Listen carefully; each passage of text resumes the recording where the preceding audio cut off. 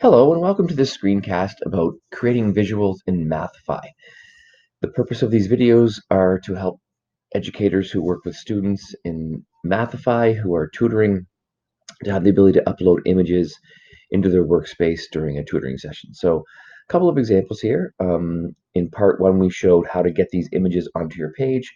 What I would like to focus on in this screencast is to how to actually create these images. So you can see there's a couple nice images on board 2 right here.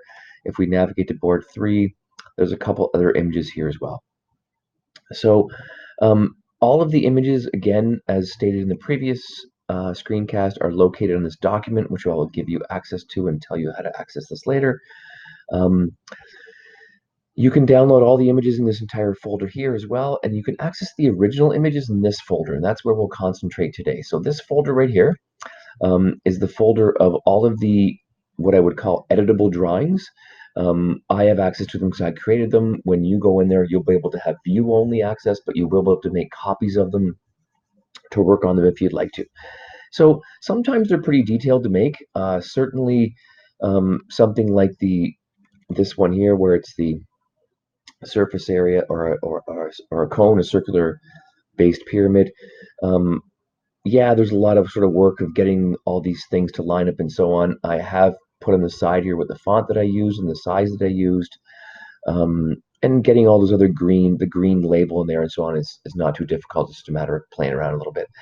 Um, in Google Drawings, where I've created all of these drawings, there's a number of wonderful tools. So what I'd like to show you is actually how to create one from scratch. So when you're inside of your Google Drive, you probably want to create a folder for yourself where you're going to house all these drawings that you're going to make, where you're going to mess around. When you click the new button, you have a choice of doc, sheet, slides, but if you go to more, you can also create a Google Drawing. So when you create a Google Drawing, you get this workspace here. And you'll notice the workspace is a checkerboard background. Hopefully that's not disconcerting to you. If you right click on the background, you can change the background to white or something else if you prefer. I prefer to have no background because what it does is it creates a transparent background so that when you upload an image, anything that's surrounding the image you'll be able to see around the image, which sometimes is important. So a couple of major tools that are on here.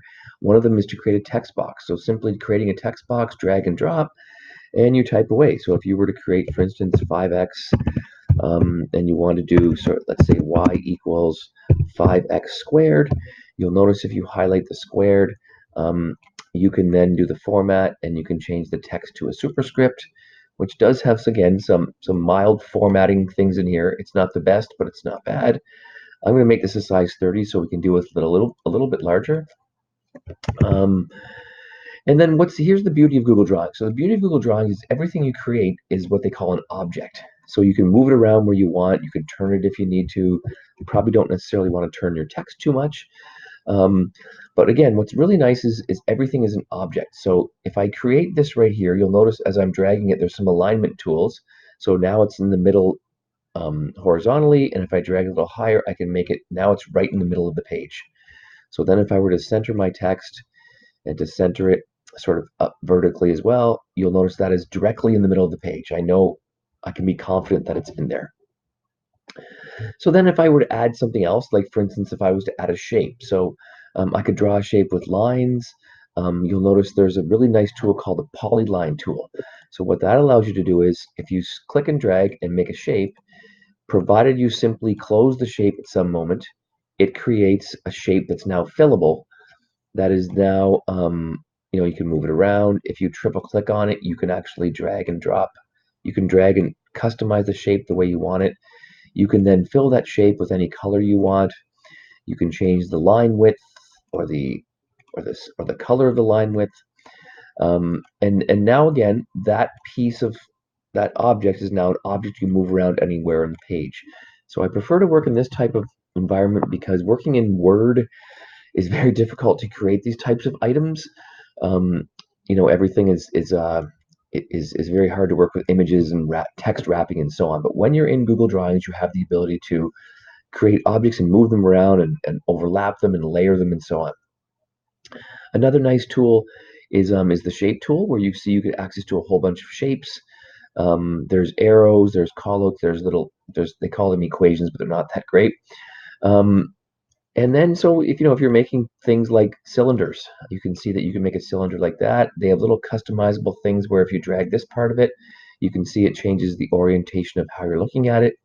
Again, very flexible tool, Google Drawings, that allows you to create things with objects.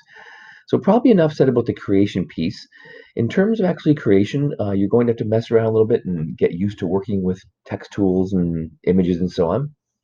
Um, but when you're done making an image, you probably want to click up here and name the image. So I'll call this my test image. When you go to download your image, you'll notice you have a few choices.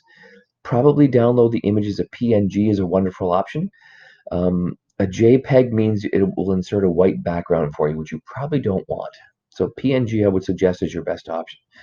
So when you download as a PNG, it's going to ask you where you'd like to save it. I'll just save this to my desktop for now.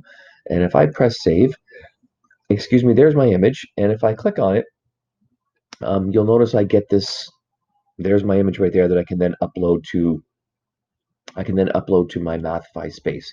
So when I'm in Mathify, if I'm on the whiteboard and say, oh, I'd like to work with that image, I click on upload image, I navigate to my desktop, and there's my test image, and you'll notice there's my image sitting around right there. Again, with respect to PNG, what I like about this is if I were to paint a grid on here, you'll notice that my image is transparent in the background, that when I move it around, I then have the ability to see behind the image, which is sort of important. That applies when you're talking about something like if I were to upload an image like um, this formula here, say I want the square-based pyramid, again, it's sort of important that I can see around that image and I can still see the graph and be able to work on there.